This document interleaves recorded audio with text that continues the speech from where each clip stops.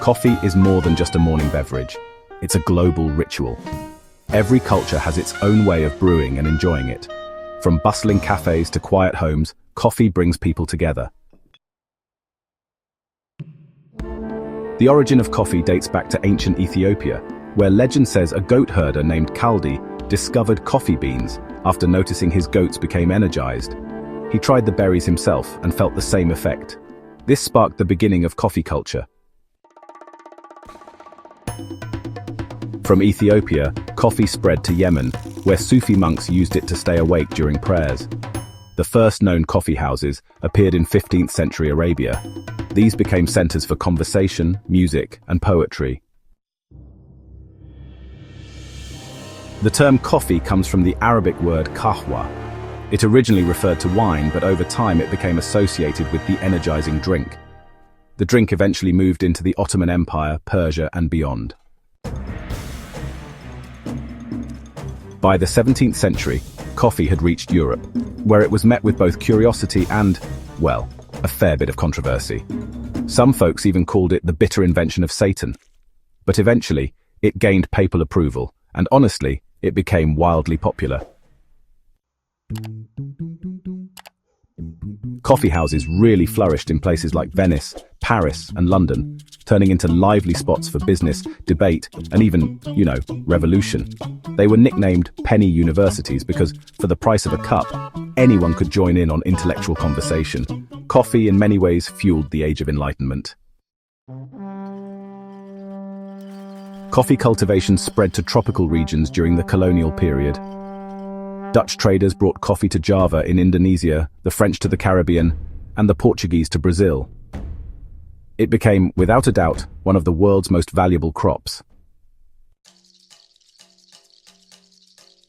Today, coffee is grown in over 70 countries, mostly along the bean belt that's the region between the tropics of Cancer and Capricorn. Each region, offers unique flavor profiles based on climate and soil. This is known as terroir. There are two main species of coffee, Arabica and Robusta. Arabica beans are smoother and more aromatic, while Robusta has higher caffeine and a stronger, bitter taste. Arabica actually accounts for about 60 to 70% of global production.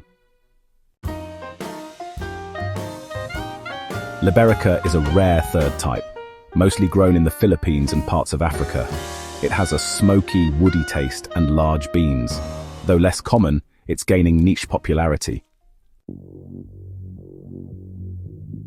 So, the coffee plant actually produces these cherries that need to be harvested, processed, and roasted. And inside each cherry, there are 2 beans. The journey from farm to cup is, honestly, pretty long and labor-intensive. Processing methods really do affect flavor. The washed or wet process gives you a cleaner, brighter coffee. On the other hand, the natural or dry process results in fruitier, heavier profiles. Roasting is what transforms those green beans into the aromatic brown ones we all brew. A light roast keeps more acidity and the original flavor of the bean, while a dark roast, well, that one emphasizes body and bitterness. Different cultures have developed signature ways of preparing coffee. Let's travel through some of the world's most famous coffee styles. Each one tells a story. The Ethiopian Coffee Ceremony is a traditional ritual where green beans are roasted, ground, and brewed right in front of guests. It's a sign of hospitality, The ceremony may last hours with multiple rounds served. Turkish coffee is unfiltered and brewed in a chesve over low heat. It's thick, strong, and often sweetened. The grounds settle at the bottom, and fortune-telling from the grounds is actually quite common. Italian Espresso is the foundation of many modern coffee drinks.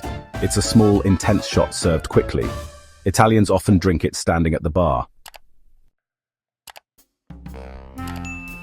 French Café au lait mixes strong coffee with warm milk.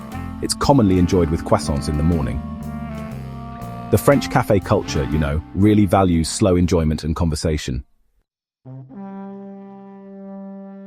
Vietnamese coffee, or Café uses Robusta beans brewed with a metal drip filter poured over sweetened condensed milk. It's rich, bold, and honestly, best served over ice. Egg coffee is another Vietnamese specialty with whipped yolk cream. Greek and Middle Eastern iced coffee like frappe or Arabic iced kawa are, foamy, strong, and always served cold. These drinks are just part of daily life, especially in those hot climates. The way they're prepared often really reflects the local lifestyle. Japanese coffee culture, well, it combines meticulous technique with a real sense of artistic presentation. Pour-over methods like the Hariofi 60 and siphon brewers are super popular, and canned coffee is also a unique Japanese innovation. In the United States, the specialty coffee movement, led by third-wave roasters, emphasizes ethical sourcing and, brewing precision. The Café has become a workspace, a social venue, and even a creative hub. Cold brew and nitro coffee are American trends that are now, honestly, global.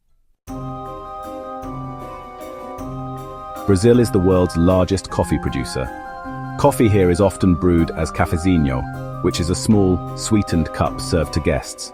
It's really a gesture of welcome.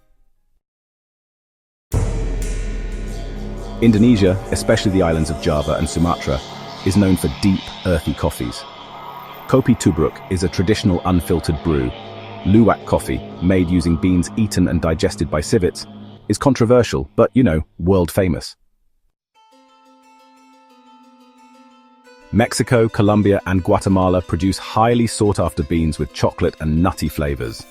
These countries blend tradition with innovation in both farming and roasting. Their beans often win international competitions. So, coffee tasting, also known as cupping, is actually a formal process for evaluating things like flavor, aroma, and body. Tasters will note profiles such as citrus, berry, nut, or even chocolate. And, just like wine, coffee has a pretty complex flavor vocabulary. Today, sustainability and fair trade are major concerns. Consumers really want traceability and ethical farming practices. Certifications like Rainforest Alliance or Fair Trade, well, they help support farmers and ecosystems. Coffee's future may lie in innovation and technology, from smart brewers to AI roasting systems. At the same time, ancient rituals are actually being revived. It's a balance of future and past. Coffee connects people across the world, from farmers in Kenya to baristas in Berlin. It fuels mornings, conversations, and, honestly, creativity. A single cup can carry the work of hundreds of hands. In conclusion, coffee is more than a drink. It's culture, history, and human connection in liquid form. Whether you sip it in silence or share it among friends, coffee leaves a trace in every moment. So brew, sip, and savor. The world is in your cup.